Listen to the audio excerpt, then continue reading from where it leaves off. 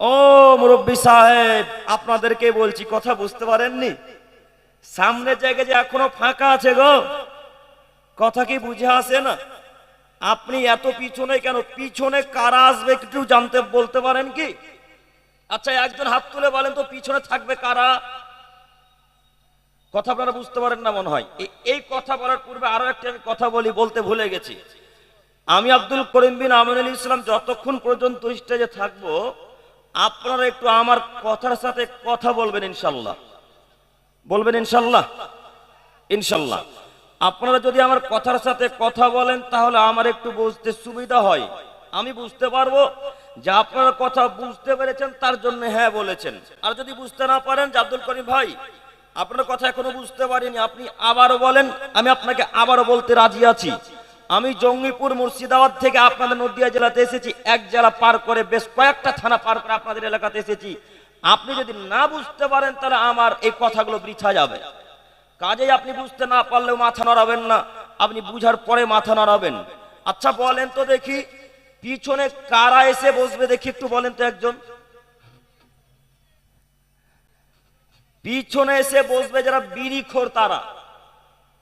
কথা বুঝতে পারেননি? পিছনে এসে বসবে যারা জর্দাখোর তারা।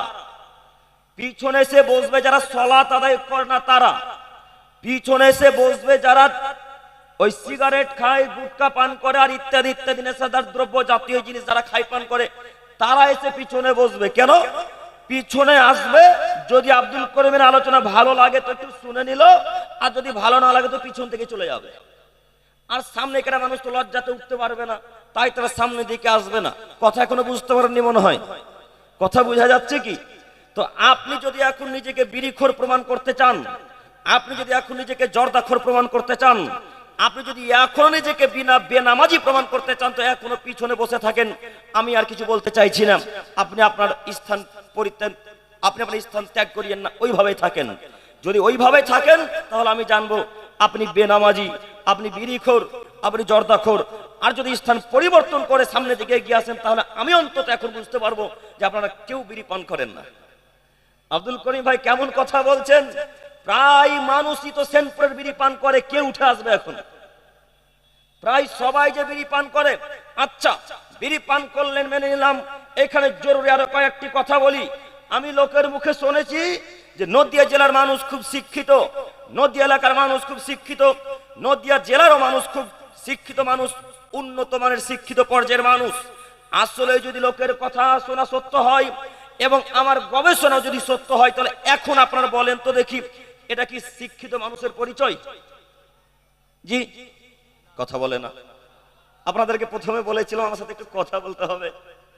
এটা কি শিক্ষিত মানুষের পরিচয়? বলেন তো দেখি, শিক্ষিত মানুষ কারা? যারা সামনের দিকে এগিয়ে এগিয়ে বসবে তারা হলো শিক্ষিত মানুষ, তারা হলো জ্ঞানী মানুষ। যারা উপদেশ গ্রহণ করে নাই তারা জ্ঞানী মানুষ। একথা আল্লাহ বলছেন, একথা আল্লাহর নবী বলছেন। এখনো যদি নিজেকে অশিক্ষিত প্রমাণ করতে চান তো বসে থাকেন, আর বলবো না ইনশাল্লাহ। এখন আপনার ব্যক্তিগত ব্যাপার, আপনাকে আমি এই ব্যাপারে কিছু বলতে পারি না।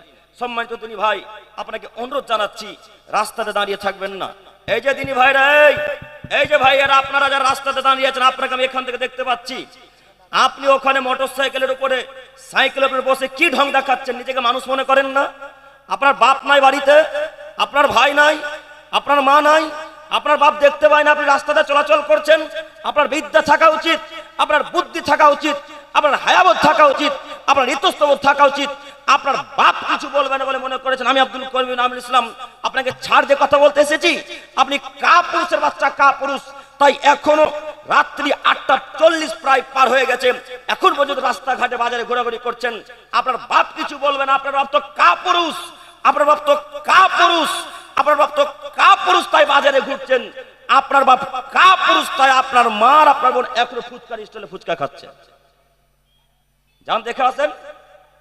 আমার মেয়েকে সন্তোষপুর, জঙ্গিপুর, মুর্শিদাবাদ থেকে এখানে ফুচকা খেতে নিয়ে আসিনি। আমার মাকে জঙ্গিপুর, মুর্শিদাবাদ, সন্তোষপুর থেকে এখানে ফুচকা খাওয়াতে নিয়ে আসিনি। এই সেনপুরের কোন এক মুসলমানের পরিবারের মহিলা আজকে ফুচকা খাচ্ছে না। আপনারা মনে করছেন খ্রিস্টানরা ফুচকা খেতে এসছে গো? জি, আপনারা কি মনে করেছেন খ্রিস্টানের মহিলারা ফুচকা খেতে এসেছে? আপনারা কি মনে করেছেন হিন্দুর মহিলারা ফুচকা মনে করছেন ঝাড়খণ্ড থেকে সাঁওতালের বাচ্চারা এসেছে ফুচকা খেতে? অসম্ভব, কাল্লা, কখনো নহে, অসম্ভব, কাল্লা, কখনো নহে। ওই ইহুদি, খ্রিস্টান, বৌদ্ধ, নাসারা, জৈন, হিন্দু, এরা আপনাকে মানুষই মনে করেন যে আপনার এই অনুষ্ঠানে আপনাকে সহযোগিতা করবে। আপনাকে তারা মানুষই মনে করেন, আপনি অশিক্ষিত, তাই তাদের দুর্গাপূজা দেখতে যান। একজন দেখান তো আজকে জালসাতে এসেছে হিন্দুরা, একজন দেখান, আজ একজন দেখান যে খ্রিস্টানরা আজকে এসেছে সন্তোষপুর থেকে। আমাদের একটা থানা আছে সাগরদিঘি থানা, চিনেন কি? নাম শুনেছেন কোনোদিন? সাগরদিঘি থানার অন্তর্গত একটা গ্রাম আছে মণিগ্রাম বলে। ওই মণিগ্রামের পাশে অনেক খ্রিস্টান বসবাস করে, অনেক প্রায় লোক খ্রিস্টান আছে।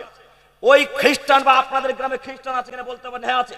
নদিয়া একটু গিয়ে এগিয়ে অনেক খ্রিস্টান বসবাস করে, নবদ্বীপ না, তারপরে ওই নবদ্বীপ এলাকা, মায়াপুর এলাকা, এইগুলোতে খ্রিস্টান বসবাস করে। একজন বলেন তো ওই নবদ্বীপের খ্রিস্টান একজন এখানে এসেছে আজকে? কেন আসবে না জানেন? আপনাকে তারা পায়ের নিচে মনে করে, আপনাকে তারা মূল্যায়ন করে না। আপনি কাপুরুষ, তাই তাদের গির্জা ঘরে গেছেন। আপনি কাপুরুষ, তাই হিন্দু ভাইদের দুর্গা পূজা দেখতে গেছেন।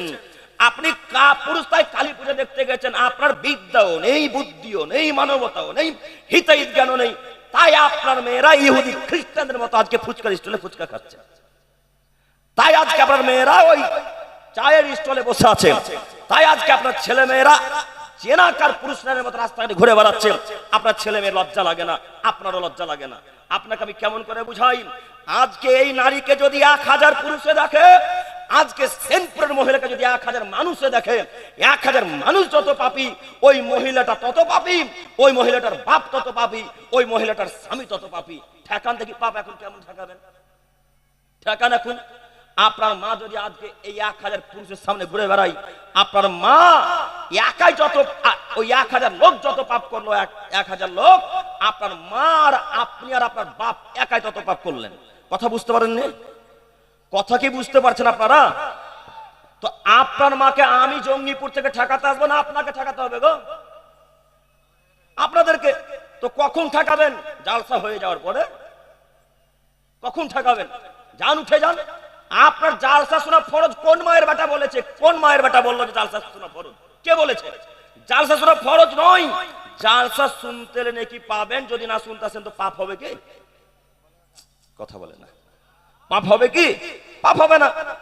আল্লাহ ফরজ করলেন আপনার মেয়ের, আপনার স্ত্রীর, আপনার পুত্রবধূর পর্দা করা। আল্লাহ কি ফরজ করলেন বলেন দেখি? কথা বলে না। পর্দা করা আল্লাহ ফরজ করলেন। তো আপনি ফরজকে ছেড়ে দিয়ে সুন্নাত নিয়ে টানাটানি করতে লাগলেন কেন?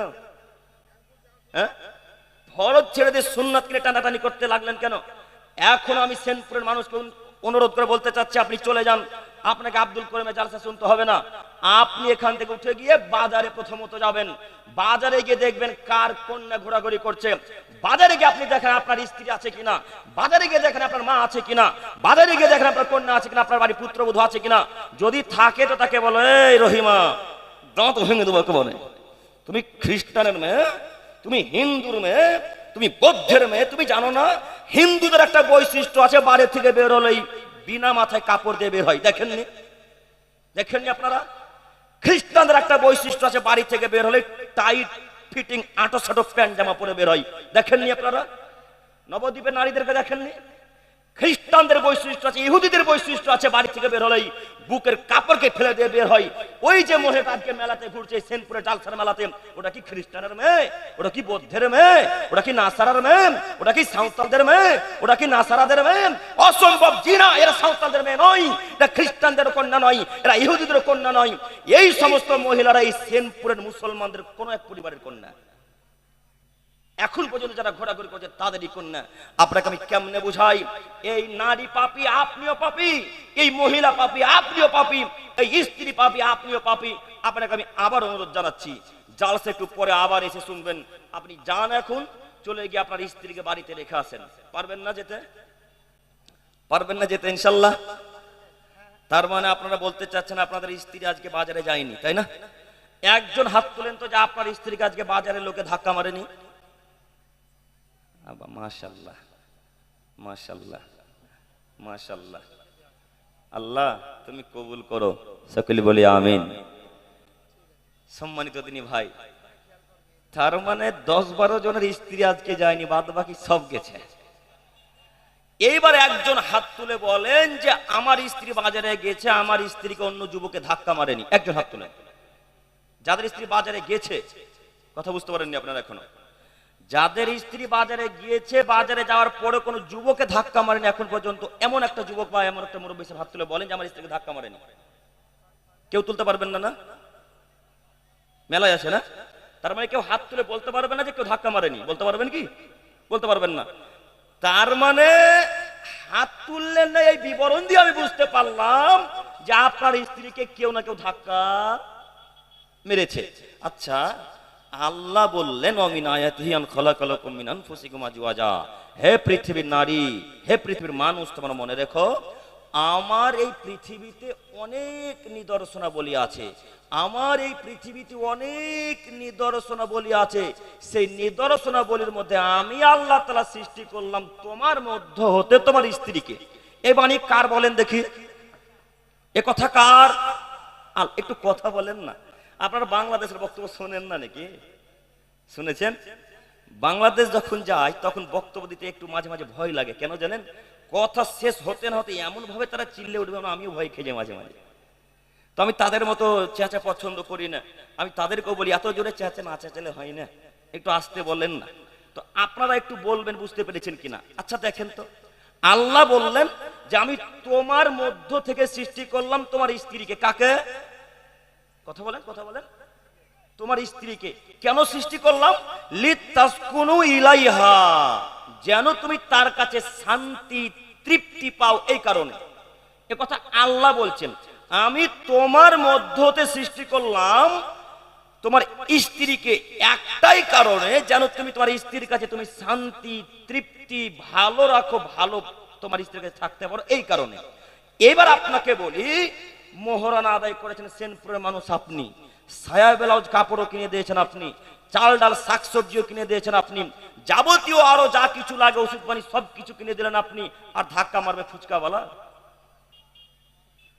হ্যাঁ, সায়া ব্লাউজ কাপড় কিনে দেবো আমি, ধাক্কা মারবে গ্রামের লোকে? না, আমি দেখতে পারি কে অধিকার রাখে গো? মোহরানা যে আদায় করেছে সে দেখার অধিকার রাখে না ফুচকাওয়ালাও দেখার অধিকার রাখে, টোটো চালক অধিকার রাখে? কে অধিকার রাখে বলেন দেখি? আপনারা বুঝতে পারেন না মনে হয়। যে মোহরানা আদায় করলো সে অধিকার রাখে। তার মানে কি আপনারা বলতে চাচ্ছেন গ্রামের সব লোক আপনার স্ত্রীর মোহরানা আদায় করেছে নাকি? তোকে যে 1000 লোকে ধাক্কা মেরেছে আজকে, কে ঠেকাবে এখন? আপনি বুঝেননি তো ক্ষমতা কি জিনিস। আল্লাহ নবী বলছেন আলা কুল্লুকুম রাইন, হে পৃথিবীর দায়িত্বশীলগণ তোমরা শোনো, হে পৃথিবীর দায়িত্বশীলগণ তোমরা শোনো, সতর্ক হও, সাবধান হও।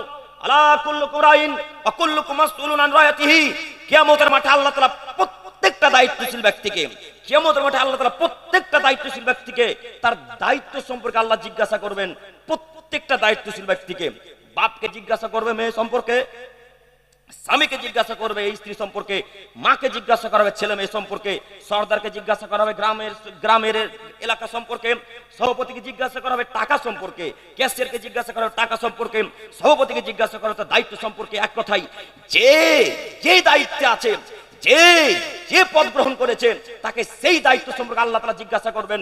আচ্ছা, একটু আমি আপনার দৃষ্টি আকর্ষণ করে বলতে চাচ্ছি, মুরব্বী সাহেব একটু দেখেন তো, আল্লাহ কিয়ামতের মাঠে যদি বলে ও মুরব্বী সাহেব তোমার কন্যা বাজারে সেনপুরে ঘোরাঘুরি করছিল, তুমি কি করছিলে, কেমনে দায়িত্ব পালন করেছো, তখন আপনি কি উত্তর দিবেন?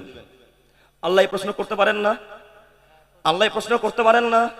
আল্লাহ যদি এই প্রশ্ন সেদিন কিয়ামতের মাঠে করে, মুরব্বী সাহেব সেনপুরের জালসার মেলাতে যে আপনার কন্যা রাস্তাতে ঘুরছিল আপনি কি করছিলেন, তখন আপনি আল্লাহকে বলবেন আল্লাহ জানতাম না যে মেলাতে ঘোরা হারাম, আল্লাহ মহিলারা ঘুরতে পাবেন এটা জানতাম না। তখন আল্লাহ তাআলা বলবেন কাযাবতা, তুমি মিথ্যা কথা বলছো, কাযাবতা তুমি মিথ্যাবাদী, তুমি মিথ্যা কথা বলছো। কেন? আব্দুল করিম বিন আমিনুল ইসলাম সেদিন তোমাদের সেনপুরে বলেনি যে মহিলারা জরুরি প্রয়োজন ছাড়া ঘর থেকে বেরোতে পাবে না, জরুরি প্রয়োজন। এখন আপনি বলেন আপনার স্ত্রীর জরুরি কি কাজ আছে মেলাতে? কোন জরুরি কাজ আছে? কোনো কাজ নেই। তাহলে আল্লাহ আপনাকে জিজ্ঞাসা করবেন, আপনি সেদিন কেমনে উত্তর দেবেন? যদি উত্তর না দিতে পারেন আল্লাহ তাআলা বাপ বেটিকে একসাথে জাহান্নামে দিবে। সেই দিন বুঝতে পারবেন দায়িত্ব কি জিনিস। সেই দিন বুঝতে পারবেন ক্ষমতা কি জিনিস। এখন আপনাকে বুঝাতেও পারবো না। কেন? শরীরে যে রক্ত আছে, শরীরে যে এখন রক্ত আছে, রক্ত যতক্ষণ আছে ততক্ষণ পর্যন্ত আমি আপনাকে বুঝতে পারবো না। রক্ত যখন চলে যাবে, শ্বাস যখন বন্ধ হয়ে যাবে, তখন বুঝতে পারবেন ক্ষমতা কি জিনিস, তখন বুঝতে পারবেন দায়িত্ব কি জিনিস। এখন আপনি চলছেন, চলেন, যেই পদ্ধতিতে চলছেন চলেন, আমি আপনাকে আর বলতে চাচ্ছি না। আমি বলতে চাচ্ছি যে এখনো আপনার সময় আছে, আপনি উঠে চলে যান। পাপ থেকে আপনার কন্যাকে বাঁচান, আপনি নিজে বাঁচুন। আপনার স্ত্রীকে বাঁচান, আপনি নিজে বাঁচুন। আপনার পুত্রবধূকে বাঁচান, আপনার ছেলেকেও বাঁচান। পাপ থেকে বাঁচাতে পারবো না স্ত্রীদেরকে ইনশাল্লাহ।